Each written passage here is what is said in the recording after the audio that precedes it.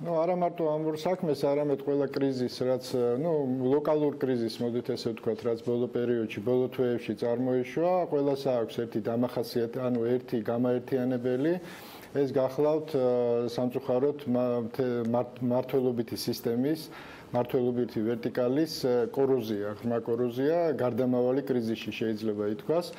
იმიტომ რომ ვერტიკალი, ეფექტურობა ვერტიკალს აქვს დაკარგული და უკვე ესეთი უმართავი გახდა გარკვეულწილად ეს პროცესი, კრიზისების გენერირება ხდება, არ ხდება ამ კრიზისების მენეჯმენტი.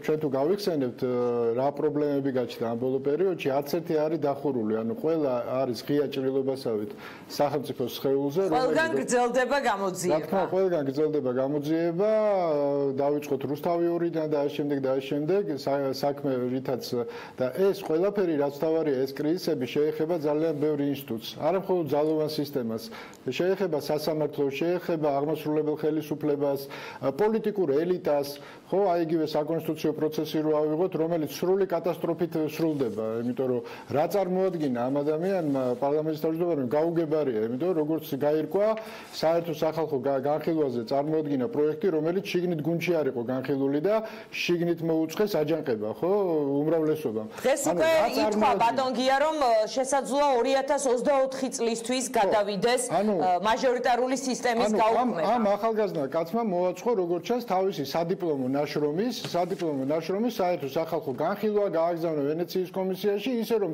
საკუთარ გუნდშიც კი არ ქონია შეთანხმებული. სრულიად სტერილური პროცესი წარმართა, ესეც არის ამ კრიზისის ერთ-ერთი მაჩვენებელი. რაც შეეხება მუხთარლის საქმეს, ეს უბრალოდ ორი პიკი მივიღეთ, ხო? ორი სხვა ტიპის პიკი მივიღეთ, თორე აი ამ კანონზომიერი პროცესის განუყოფელი ნაწილებია.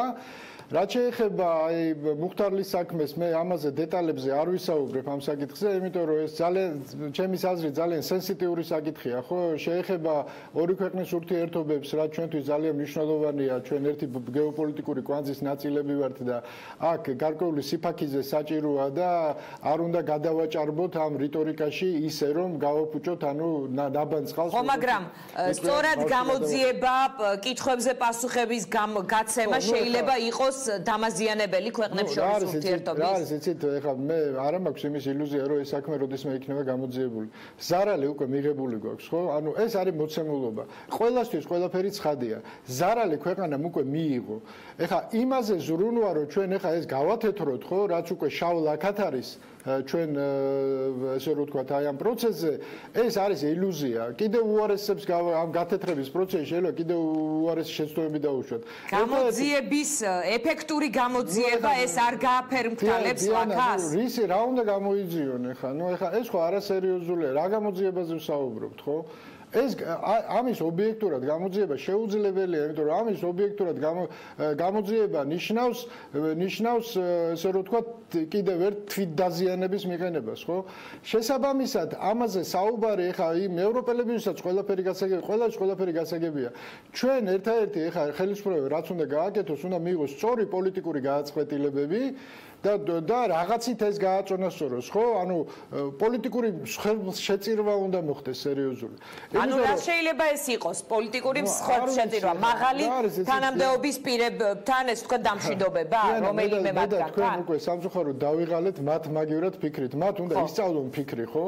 აი კიდევ ერთხელ ვიმეორებ, მათი ჯერჯერობით კრიზის მენეჯმენტით კი არიან დაკავებულები. პირიქით, ცეცხლზე ნავცასხავენ ყველა თავის განცხადებებით, ხო? აი დავიწყოთ იგივე ჯეჯელავას ცნობილი პირველი განცხადებები და ეს ჯეჯელავაზე სტიკერია ასეთი Facebook-ში რომ კანისტრი დადისო და სადმე ცეცხლს თუ ნახავს. ნამდვილად ესეა, ხო? ნამდვილად ესეა ეხლა და არა მხოლოდ ჯეჯელავა, ეხლა შვებიც არაკლებენ.